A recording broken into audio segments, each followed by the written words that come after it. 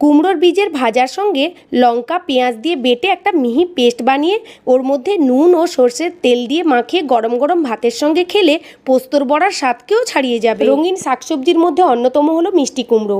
অনেকেই হয়তো জানেন না মিষ্টি কুমড়োর বীজও শরীরের জন্য ভীষণ উপকারী। এই বীজ আমরা খাওয়ার অযোগ্য ভেবে ফেলে দিই, তবে বিভিন্ন পুষ্টিগুণে সমৃদ্ধ এই মিষ্টি কুমড়োর বীজ কিন্তু রোগ প্রতিরোধ ক্ষমতা বাড়ানোর যথেষ্ট ভালো উপায়। যারা মাছ মাংস ডিম খান না তারা প্রোটিনের ঘাটতি মেটানোর জন্য এই মিষ্টি কুমড়োর বীজ প্রতিদিনের খাদ্য তালিকায় রাখতে পারেন।